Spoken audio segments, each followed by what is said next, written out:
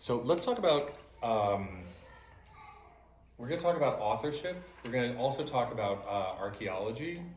You see these, so these four things have, if you find the page that looks like this in your other handouts, among your handouts there's a page that has these on it, only larger, and it tells what they are. But these are the earliest written inscriptions that we have of mentionings of Israel as a people, of the house of David, so David as a person, as an attested person, and these are just the earliest things that we have, and dating them can give us they go back at least this far, right? So those are very, very useful to us.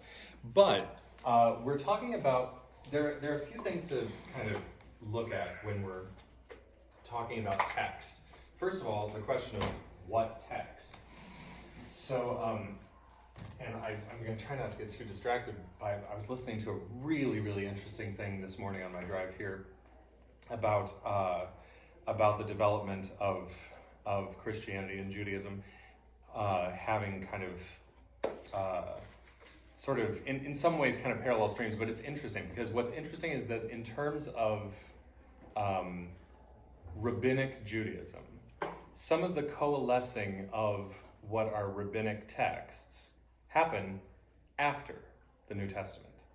So the earliest parts certainly of the New Testament are actually an older form of Judaism than some of the later Mishnaic texts of rabbinic Judaism. So this person was saying that Christianity in its origins is not just a fringe group that whatever, it's very firmly placed in Second Temple Judaism as a Jewish movement, not parallel to Judaism, but a form of Judaism. And this has been known for a while, at least casually, because there's an old saying, I don't remember who it's attributed to, but they said there are only two really prominent extant versions of Judaism in the world right now. One is rabbinic Judaism, the other is Christianity. Wow. So it's a very interesting way of looking at it. Not super popular all around, but it's nevertheless academically true enough. But some of this is kind of fascinating when we look at these texts. So when we look at the Torah, first of all, I think I maybe mentioned this, but if you look at the Torah, it's kind of a Bible within a Bible, and we really need to remember that the Bible means a library, which I think I mentioned last week. So the Torah is it's going to look, when you see a bunch of different stories, probably kind of collected. And then this is, the Torah, right? They're all collected and they may be shaved off into individual books, but it's kind of collected there, but then everything following is something cultural that follows that. So the Tanakh is other stories, just all kinds of other things. So this then is the Tanakh, right? So this is a Bible within the Hebrew Bible, right? So this is the Hebrew Bible. But then later groups say, well, our origins are in Judaism, so then they have the New Testament, right, on all of their writings, and they collect it in a Christian library that includes their origin stuff, and that's the Bible as we know it today, that includes this group. So even within the Bible, we have smaller libraries. This is the library of texts to do with the nascent Christian church. This is commentary on this. Jewish text, rabbinic Judaism, has something similar over here, but I'm going to, instead of the New Testament, I'm going to put it down here parallel. They have the Mishnah. They have a bunch of commentary texts on this. That is the Mishnah, the Talmudic literature. It's not exactly my wheelhouse, so I hesitate to speak too much on it. But when people, it's because some of it goes back further to the like the Babylonian Talmud is, I believe, older.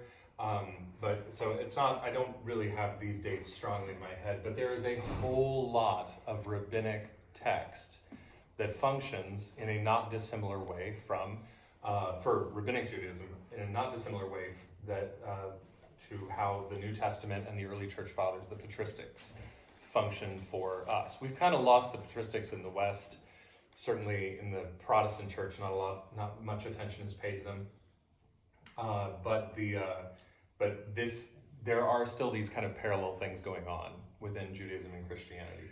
And so thinking about it as a library, but with also smaller libraries is sometimes a little bit helpful, because you realize that in many respects, when you get this new collection forming, it's looking back at the older stuff and commenting on it, you know?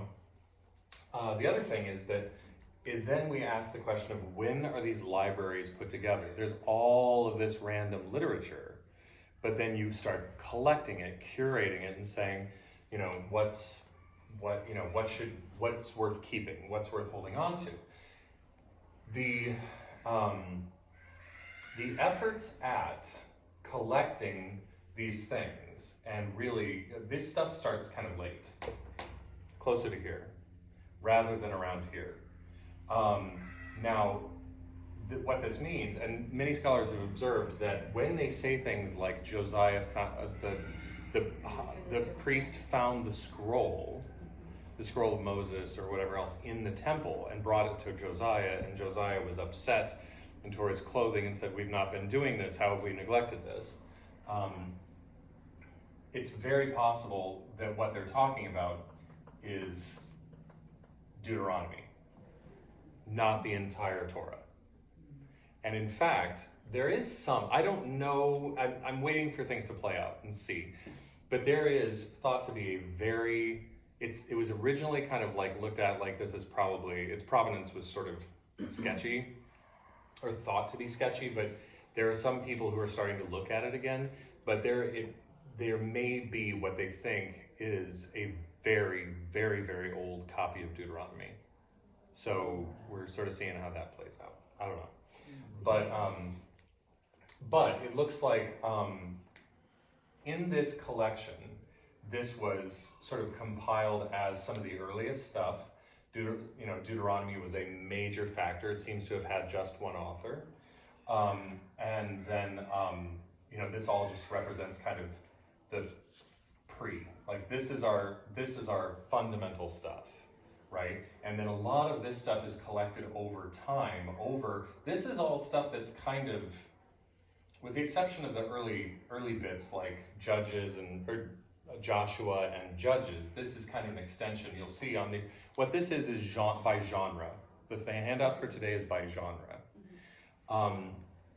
After this, some of these early ones that are not Torah, after some of these early ones that seem to have some heroic epics and things like that, the rest of this is very much a fairly established Israel, or a fairly, like these areas of Israel or Judah, to whatever degree at any time they were actually unified or coming together against common enemies or whatever.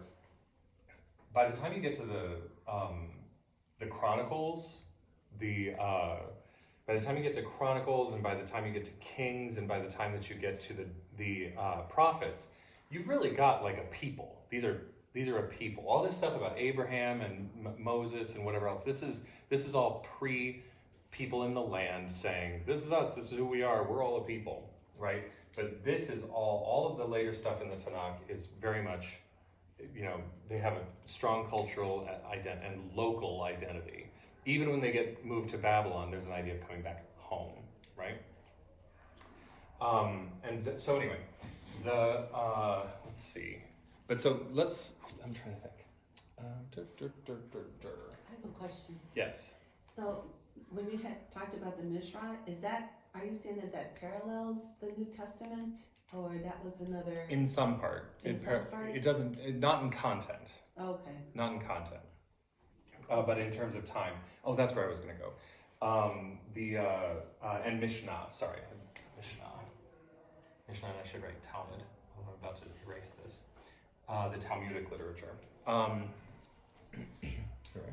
So now some more interesting stuff in terms of time. By the way, also, when Ezra and Nehemiah bring people back, or when Ezra brings people back from Babylon and they start to reestablish, it's after the Babylonian exile, he stands and he reads the Torah, whatever, maybe just Deuteronomy, who knows, but he reads it to the people. So who knows? We don't know. Maybe it was the entire Torah. Maybe it was just Deuteronomy. Maybe it was just the law. I don't know. But it seems like when people talk about the law, more and more scholarship seems to be leaning on it being not so much the entire Torah, but really kind of Deuteronomy. It seems to be what this circles around. Now, in terms of canons and time, I learned something actually not that long ago that's kind of interesting. So we have, let's just say, for argument's sake, we have something like a canon for the Hebrew Bible. Okay? So this will be probably after the Babylonian captivity. We have something loosely like a canon. So after the Babylonian captivity, we have the Hebrew Bible canon. Loosely. And then Alexander the Great takes over everything because he's just gotta, right? So everything is made Greek. And it's gonna be everything is made Greek. Over in Alexandria, I believe it was in Alexandria, somebody gets interested and they go, well, I want a copy of this that's legible, and so he hires 70 scholars to translate from the Hebrew to Greek, which is called the Septuagint. From 70. So 70 scholars translated to Hebrew. The Septuagint, then we also have a bunch of, so let's just say we're doing this. So this is the Babylonian captivity. We're going along, and then we have a bunch of then we have a bunch of Dead Sea Scrolls, sorry, not Dead Sea Scrolls, I mean Second Temple literature, okay? The loose canon is far closer in dating to other Dead Sea Second Temple literature than it is to Moses, right? They start to put it all together, and lots of other things are being written too. But there's a loose canon, and then the Second Temple literature is also being written. So by the time you get to Jesus, you've got the Hebrew Bible, at least loosely. You've got a bunch of Second Temple literature in Hebrew and Aramaic. And you've got this Greek version floating around. That's, so then so in this Second Temple, you've got, when we find the Dead Sea Scrolls, and this is kind of interesting. Sorry, I'm gonna have to go back to this, I'm sorry. I told you it was gonna be a little loose today.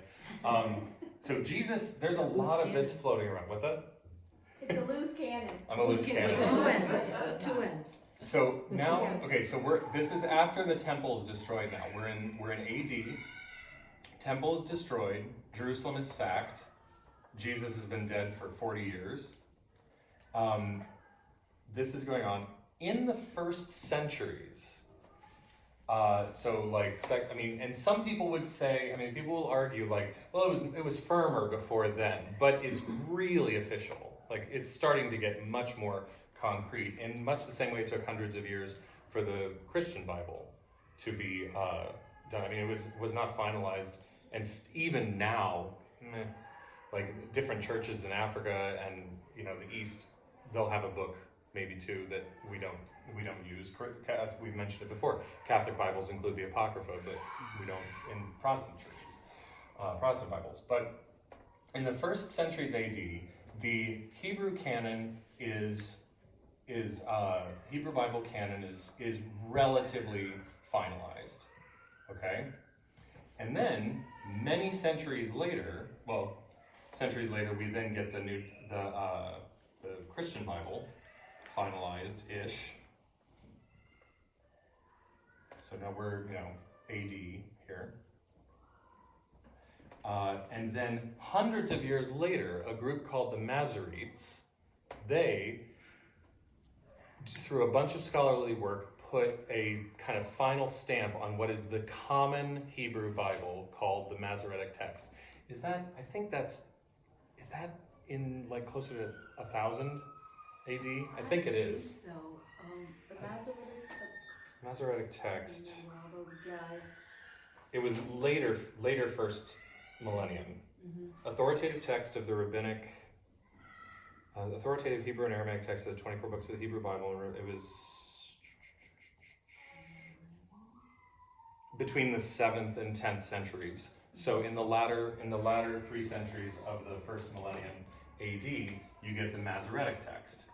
Now here's the interesting thing about the Dead Sea Scrolls when we find them 80 years ago. So, Masoretic text.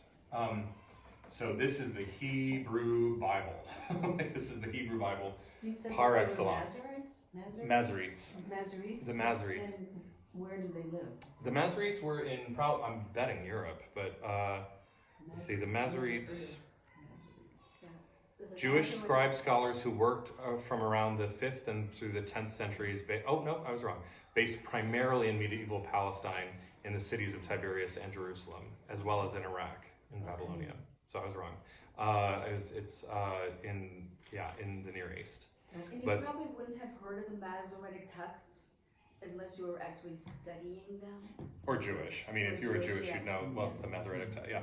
But what's interesting is that when we get the Dead Sea Scrolls that we found about 80 years ago, there was huge chunks of early Hebrew Bible, of like, much earlier than this or even this. We find huge chunks of of the Bible from very early texts. These are, in the hundreds of years, in, let's say, 200 years before Jesus, maybe even a little more, depending. So we've got this Septuagint, which has been fairly authoritative, but it's not the Hebrew. So, lean on this once we've got it. But the Septuagint, we can look at it and go, well, I mean, this is a translation after all, and translation can go wayward. But we think we've got very good scholarship here. And I am not dissing the Masoretic text. The Masoretic text is super important work of scholarship, and it retained so much.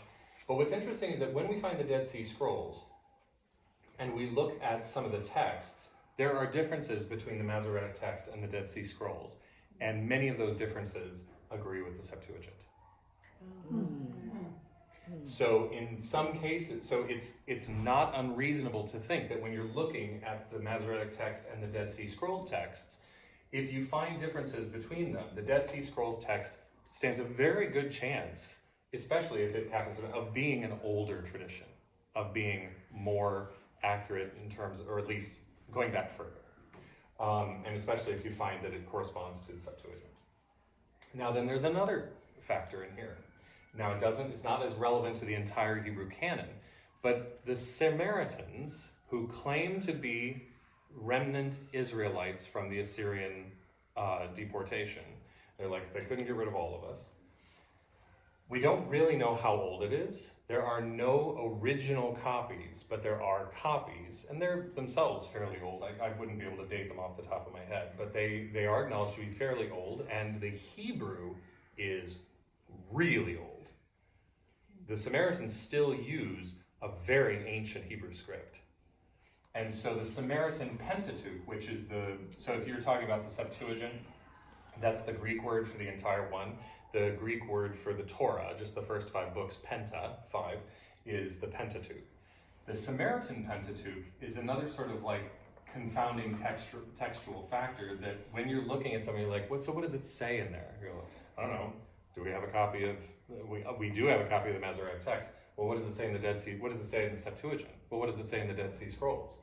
Well, if this is from the Torah, well, why don't we check the Samaritan Pentateuch too? Because it's like, if you look at the text, you can tell it's really ancient script. So the Samaritan, so it's a very, very interesting field to kind of, look through. And what it could appear that what I'm saying is that there's all this textual diversity and all of this stuff. The reality is that actually most of the content of all of these things is really uniform. It's very consistent, and some things differ here and there in sometimes very interesting ways, but generally speaking, it's actually fairly consistent transmission down the years. So this is sort of the landscape of texts that we have to work with and how they came together. Now, in terms of what archaeology has to tell us, it's interesting, not just those stones, but other inscriptions and things that we might find.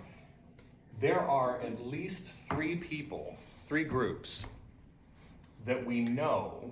So we don't know. There's not a lot of evidence in the archaeological record for a exodus from Egypt as it's described in Exodus. I mean, if the numbers were right, they would pots, pans, bones of animals or something. It'd be millions of people traveling through the desert, and there's just not a stitch of evidence of that. That doesn't mean that some people couldn't have gone, and the numbers might have been inflated or something. But here's the thing: we do know that a lot of Semitic people were going in and out of Egypt, and in fact, there are at least one huge group is called the Hyksos. The Hyksos actually came in and began to sort of take over the north and ruled as actual kings of Egypt for some generations. Huge numbers of Semitic peoples came in, and then they were basically routed and chased out of Egypt by the southern kingdom, who wanted to sort of reunify. Now that doesn't sound exactly like the Exodus, but you could see, if you wanted to paint yourself in a good light, saying, well, they chased us out of Egypt and they had no good reason to. But actually, the southern kingdom would have painted a different picture. They were like, they were horrible, we need to get rid of them. They weren't Egyptians, they were whatever. So some people have looked to the Hyksos as possibly being some part of the origin story of the Hebrews. Speaking of Hebrew, there are also groups called Habiru or Apiru that are mentioned. These appear to be Semitic brigands that were not uncommon in the Near East, and they and so some of them it's also known that the early Israelites in the land were very probably, from the archaeological evidence, very probably underclass people from early Canaan. And then when the Bronze Age collapse hit, which is a period of great turmoil in the region, these underclass people moved out into the hills. So again, this is one of the groups that, because they were sort of written about as loose brigands, and the tribes were, fairly feisty, so they were, they got into lots of skirmishes with lots of people. So the Habiru are one group that are sometimes talked about as a possible connection. There's another one that, let's see, there are actually two. There's another group, though, that is very interesting because they are Shasu, which basically means nomads. If you're wandering in the desert, somebody might consider you a nomad. But they're called the Shasu of,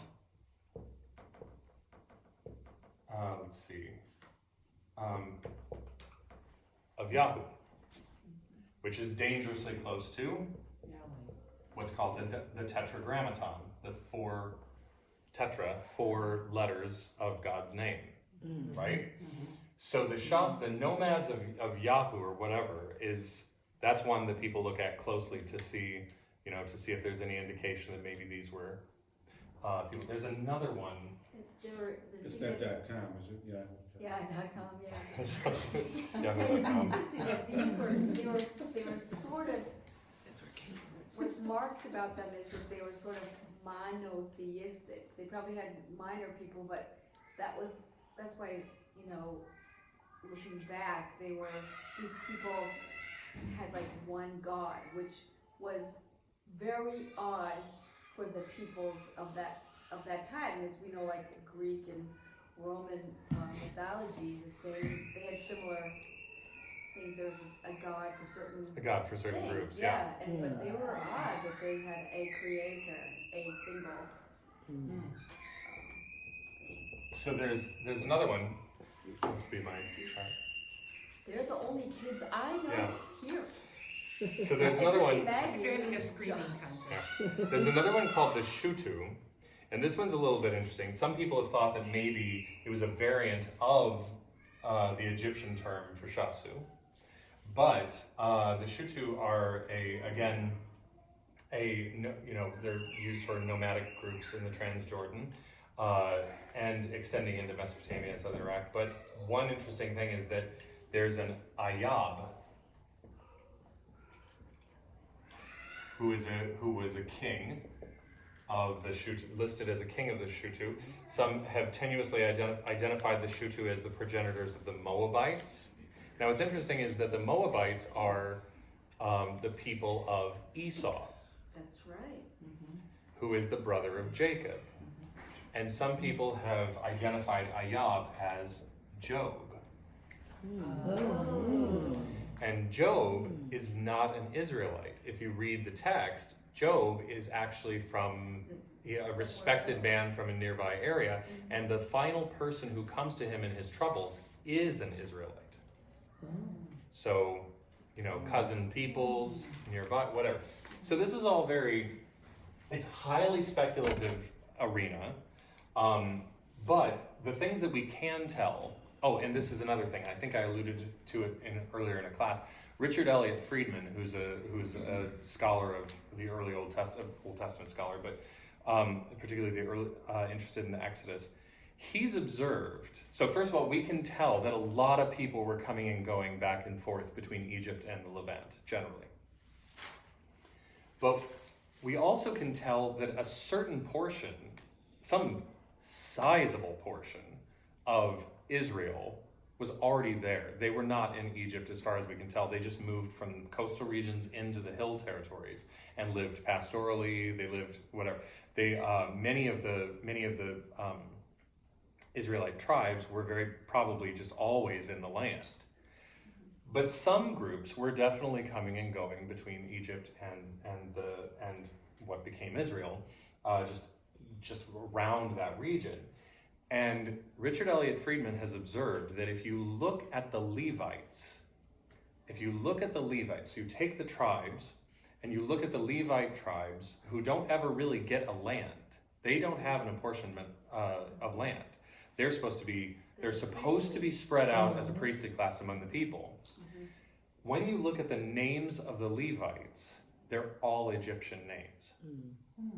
And so his theory, which I think is, it'd be hard to prove, but I think it's reasonable, is that the Exodus was actually a group of people who left Egypt, possibly of a particular religious set of beliefs, or picked them up along the way if they happened to go through Midian. I don't know what that means. Sounds like. Give me large, but half calf. 2 creams, no sugar. Sounds like so. So he believes that basically what happened is that a group of people came out, either already following this Yahweh, or picking that up in Midian as they went, and worked their way up in and ingratiated themselves and became part of this area, and became a priestly class, and brought in Yahwistic religion from the south. And then this brings back in this question of intent and propaganda. It's all over the Old Testament that they're trying to tell a unified story, that they're trying to establish who deserves to be king. We talked about this last week. I think that we're trying to allow you Saul. Like, Saul was a great king, yeah, but David's really the man. There's lots of propaganda that's really present in there, trying to unify and tell a story that is our story in the way for my children, my grandparents versus Sarah's grandparents doesn't matter. It's their great grandparents. So it doesn't matter. So who are we? We're Israel, and your origins don't matter so much as the fact that you are now a people, right? So the biblical text gives us an idea of what they were trying to say. Archaeology is starting to give us a clearer picture of the actual events and how they were trying to portray them. So we can see both sides a little bit clearer. I'm trying to find an analogy. Is like, growing up, we were like 4 generations of one ethnic group. Mm-hmm.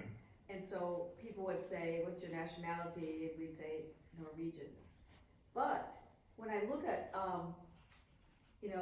on passports or in the news, what's their nationality? It's American. And that's now a nationality. So it's kind of like, and this is only, a few hundred years, and all that's happening over hundreds of years yeah. to help form, once you were no people, and now you are a people. Yeah. Which is, a biblical phrase. Well, it's true, and this is still kind of going on. There are things between Ashkenazis and Sephardim. Yeah. The Sephardic Jews, the Ashkenazim, and then for the Sephardic Jews, they didn't really have much in the way of they didn't encounter the Holocaust in any major way. Mm-hmm. That was primarily an event within Ashkenazi Jewry, and so that's an interesting dynamic between them. But I was it's funny. I was at a Purim dinner with an Orthodox couple and their family that we know. We were invited to Purim, and we were talking about it. And I was saying, I once met a rabbi who I was telling him this story. I said, I met this rabbi one time, and I said, I can sort of see this idea of Jewish people being kind of the chosen people. And he said, it makes sense to me. He goes, why is that? And I said, well, how many Hittites do you know? Do you know any Hittites? Do you know any people from the Indus Valley civilization? And he's like, no, they're not around anymore. Like, we still have Jewish people. They've been around for thousands of years. And in fact, they are the only example of a genuine, full, successful revival of a language that has ever happened in history. Hebrew has not been spoken as a common language, as a first language and common language by people for almost 2,000 years. And it was revived after almost 2,000 years for the state of Israel. That's because it was their. Went to Hebrew school. Well, but it was the thing, but they didn't necessarily speak it, but it was the shared liturgical language between all of these diverse language groups. People who spoke whatever the local language was, people speaking Yiddish, which is a German, which is basically a form of German that's inflected with Hebrew. But Hebrew was except as a liturgical language, it was not spoken as a first language by most Jewish people for a couple thousand years, and they actually revived it, and that's never ever happened. So that's fascinating. But that kind of makes me understand, kind of clears it up for me the reason why they were always saying that the Jews were the chosen people. Well, that's just my thought. Is they even say it as like they're hardy folk. Like it's like Hebrew. That's what the Pharaoh says. He's like, these guys just keep making babies and they just keep going. Like they're So But let's take a look at this video that I brought. And I'll make sure that we can see it. I'll go ahead and stop this and I'll send the video out.